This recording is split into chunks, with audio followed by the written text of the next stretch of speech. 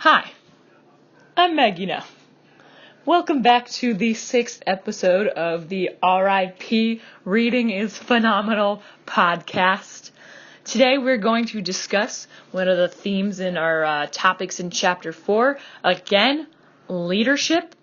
Here Comey talks about two of his most influential leaders in his life. One of those being the U.S. Attorney Helen Fahey in Richmond, Virginia. Another of those being his own wife, Patrice. How sweet. He also does go on to talk about his career as a U.S. attorney and Ground Zero later in the chapter, but I think we'll save that other half, that exciting bit, for the next episode, because talking about leaders right now. So basically, when Helen Fahey was U.S. attorney, he was assistant U.S. attorney. And so, kind of as his job, he came into that office and he wanted to energize the office, and he wanted to increase the fight against violence and public corruption. He wanted to make, just bigger contributions in that aspect of his job. And he actually became the face of fighting crime in Richmond, Virginia. And he was just, he was out there and he was making big moves. And he even appeared in a magazine, and he appeared in a magazine, and they actually called him the U.S. attorney, not the assistant. Now, if he was still working for Rudy Giuliani, Giuliani would have been incredibly upset by this, because just the insecurity that Giuliani harbored in his heart, in himself, because if he was worried that he would have been worried that Comey was taking away from some of his power, some of his influence, and that would take a hit to his ego. And so because Comey worked so long underneath Giuliani, he was afraid that Fahey would also feel that same way, and also be angry. But actually, instead, she laughed at that. She, made a little bit of fun. She poked a little bit of fun at him, but she also laughed with him. And she was actually secure and confident enough to know that Comey wasn't threatening her power, and that she was still in control. And that security that Helen kind of embodied was something that leaders really do need to have, because having that security and having the confidence in yourself to be a leader really allows you to watch people that you work, or the people that work under you, grow. And that's what she was really impressed with in Comey, to actually see that growth and confidence build up in Comey. And so by letting Comey grow and not getting angry at him for doing his job was one of the best things that she could have done, and it really guided him towards, becoming the U.S. attorney in future years. And she didn't care who judged her or what misinformed people say, because she knew that she was doing her job right. Her purpose was to lead, and she led.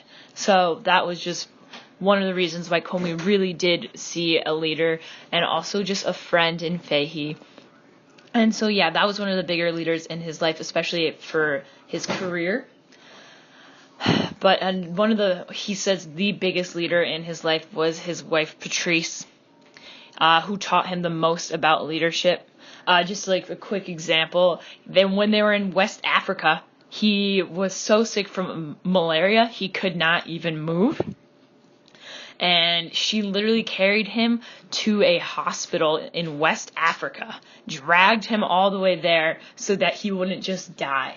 And so that was just something that was just remarkable, and she just seemed to be a remarkable type of woman. But one of the most powerful moment was when Colin Comey was born, but actually had contracted a deadly infection from a bacteria called Group B Streptococcus. And this is actually a pretty common infection. It's actually in about 25% of all women carry this bacteria. And it destroyed Colin's brain, and he ultimately died. And so like I said, it's actually an infection now. Actually, even back then, it was easy to fight if caught. And nowadays, all doctors test for it, and they all can fight it off. But back then it wasn't tested for, and if I mean, it wasn't mandatory to be tested for, but if she had been at a hospital where they did test for it, Colin would have been saved. But she unfortunately was at a hospital that didn't test for it. The doctor didn't test for it. And so Colin died. And it was kind of, Patrice didn't let Colin die there, in spirit though, because, she didn't let Colin's life end there in spirit, because she actually was like, so many babies are needlessly dying from this if people only just tested for it. So she actually developed a relationship with a researcher from the Center of Disease Control and started a movement to have all hospitals check for the bacteria. And a nationwide campaign was created.